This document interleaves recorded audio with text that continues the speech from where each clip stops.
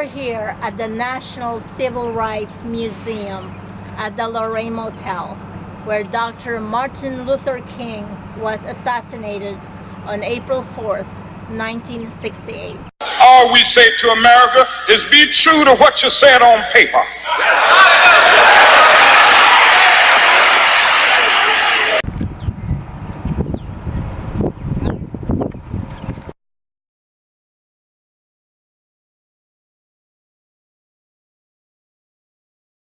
If I lived in China or even Russia or any totalitarian country, maybe I could understand some of these illegal injunctions. Maybe I could understand the denial of certain basic First Amendment privileges because they haven't committed themselves to that over there.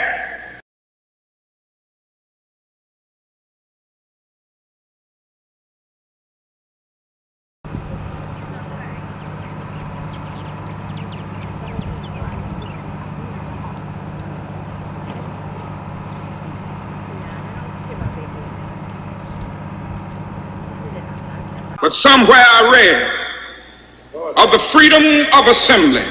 Somewhere I read of the freedom of speech. Somewhere I read of the freedom of press. Somewhere I read that the greatness of America is the right to protest far right.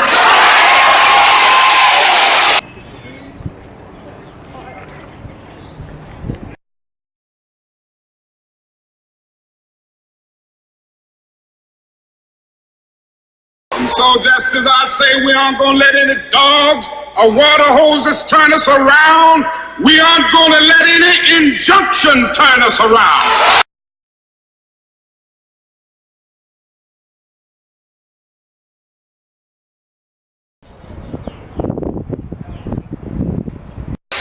Well, I don't know what will happen now.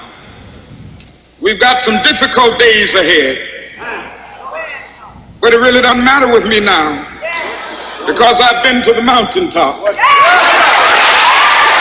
don't mind. Like anybody, I would like to live a long life. Longevity has its place.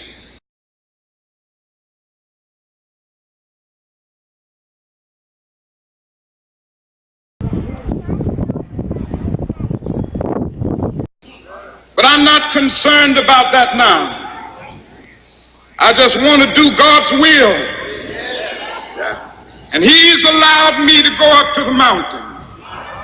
And I've looked over and I've seen the promised land. I may not get there with you, but I want you to know tonight that we as a people will get to the promised land.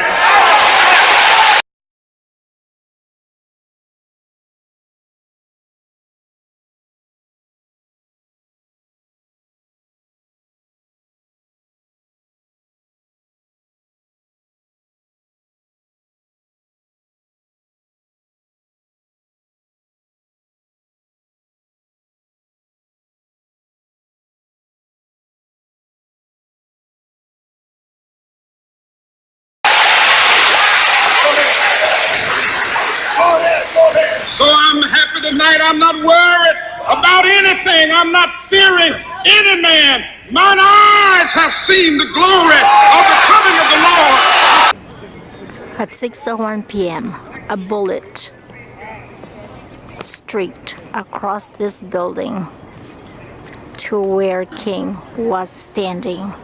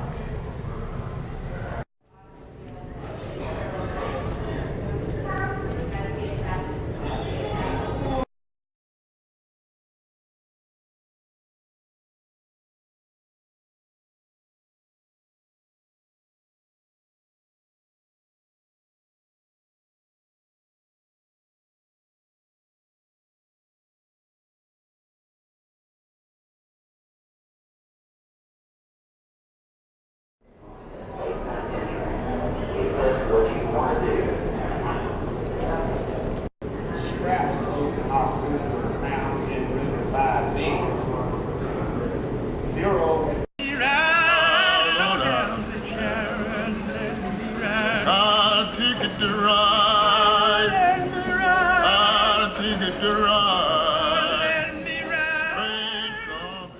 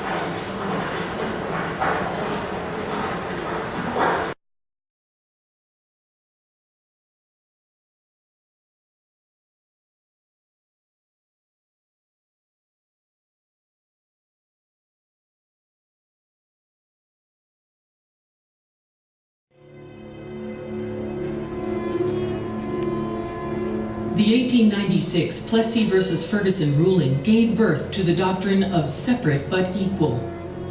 Many southern states believed this was enough.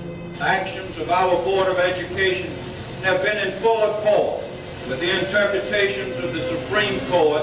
The best interests of both races may be served by segregated schools. But disparities in spending meant that black children attended schools that were often crudely built, understaffed, and under-equipped, resulting in an inferior education. In 1934, a gifted NAACP attorney named Charles Hamilton Houston set out to finally overturn the doctrine of separate but equal. He collected visual evidence of school disparities during a tour through the South. Houston, along with his former Howard University law student Thurgood Marshall, developed a strategy to establish a series of legal precedents to strike down de jure segregation enforced by law.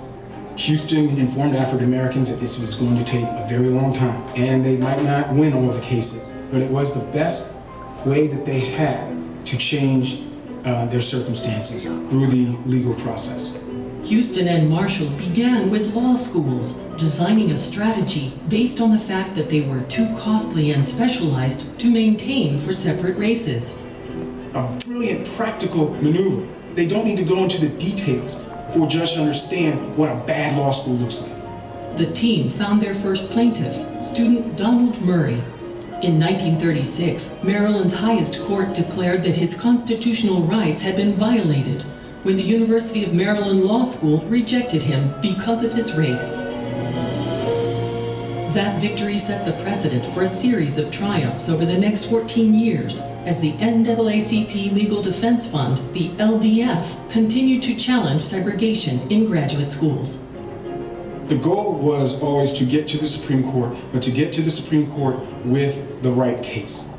After the death of Houston in 1950, Marshall and the LDF decided it was time to pursue Houston's ultimate goal, an end to segregation based on the promise of equal protection guaranteed by the 14th Amendment. We believe that now is the time to get around to having our Constitution applied to all sections of the country equally. The LDF, which included Constance Baker Motley, the only female member of the team, worked tirelessly on 5 separate cases across the country. Each case called for the desegregation of primary and secondary schools. Bundled together by the courts, these 5 cases became collectively known as Brown versus Board of Education. In preparation for court, Marshall and his team held mock trials at the Howard University Law School and relentlessly researched studies supporting their case, such as psychologists Kenneth and Mamie Clark's doll test, which asked black children a series of questions about 2 dolls, one black, one white. Based on the overwhelming preference for white dolls, the Clarks concluded that segregation caused black children to develop a sense of inferiority and self-hatred. Prepared with the doll test and decades of research, Thurgood Marshall and his team were finally ready to present their argument before the Supreme Court in 1952. The risk was very palpable. If they failed, if the court did not rule for them, if the court affirmed Plessy versus Ferguson, they were back at square one. The field of racial segregation is purely to be left to the states, the direct opposite of what the 14th Amendment was passed for. The segregation laws themselves were intended to limit the educational opportunities of the Negro. But despite the LDF's eloquent testimony, the judges were divided and delayed their decision, fearing backlash on such a controversial issue. When arguments resumed in December 1953 under new Chief Justice Earl Warren, South Carolina defense attorney John W. Davis, a segregationist, was ready. And so was the LDF. The happiness, the progress, and the welfare of these children is best promoted in segregated schools. The only way this court can decide this case in opposition to our position is to find that, for some reason, Negroes are inferior to all other human beings. After a long and difficult battle, on May 17, 1954, the court finally reached a unanimous verdict. We conclude that in the field of public education, the doctrine of separate but equal has no place. Separate educational facilities are inherently unequal. Such a decision should set for rest once and for all the problem as to whether or not second-class citizenship segregation could be consistent any longer with the law of the country. It is my opinion that the South will be law-abiding and will comply with the decision of the court and accept it. But it did not seem plausible that 9 men in Washington could or would write something that would do away with the way things have just always been done.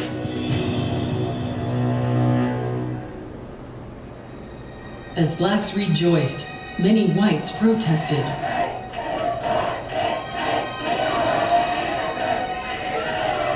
And some sent their children to private schools. The court had ruled that segregation was unconstitutional, but did not order states to take action to desegregate. We are determined that we will maintain separate schools for the white and the colored races. The prospect that the Supreme Court would unanimously issue a decision and there would be governors stating that they were not going to abide by that decision was anathema. The legal team had not considered that possibility. I have therefore, in accordance with the solemn responsibilities and the oath of my office, taken the following action. Units of the National Guard have been and are now being mobilized with the mission to maintain or restore the peace and good order of this community. Advanced units are already on duty on the grounds of Central High School. Today, I have stood where once Jefferson Davis stood and took an oath to my people. It is very appropriate that from this cradle of the Confederacy, this very heart of the great Anglo-Saxon Southland, that today we sound the drum for freedom, as have our generation of forebears before us done time and again down through history. Let us rise to the call of freedom-loving blood that is in us and send our answer to the tyranny that clanks its chains upon the South. In the name of the greatest people that have ever trod this earth, I draw the line in the dust and toss the gauntlet before the feet of tyranny, and I say segregation now, segregation tomorrow, and segregation forever.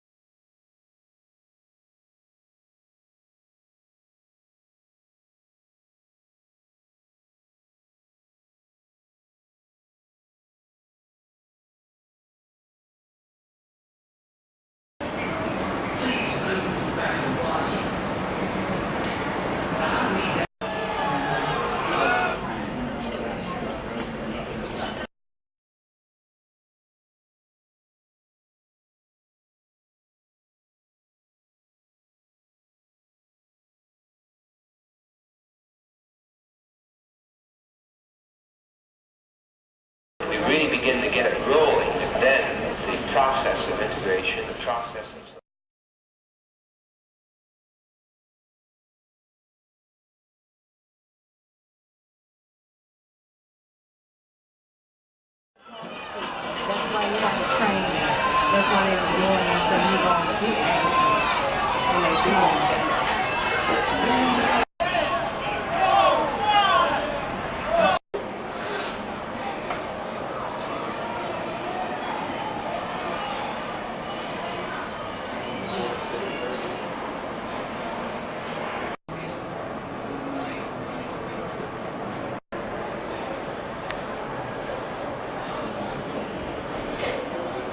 In its 114-year history, the day set aside for registration of transfer students, ostensibly the time for James H. Meredith to register, who will be armed with a federal court order that this all-white university admit its first Negro student.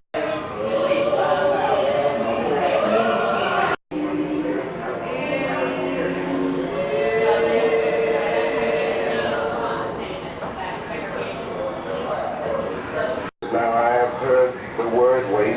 This wait has almost always meant never.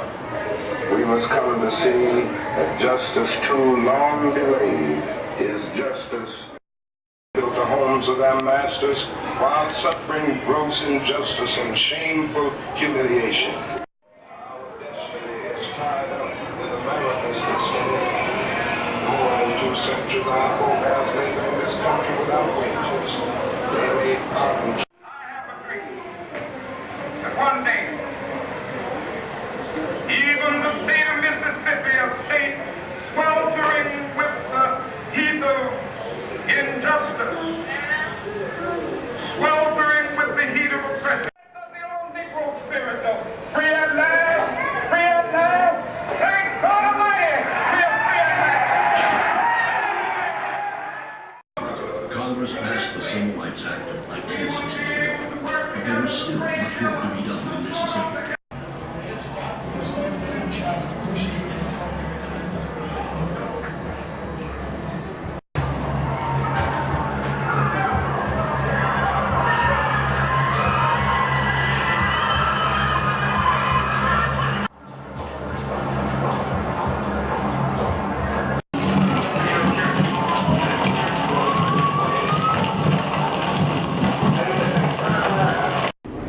I just want to do God's will. And He's allowed me to go up to the mountain. And I've looked over. And I've seen the promised land.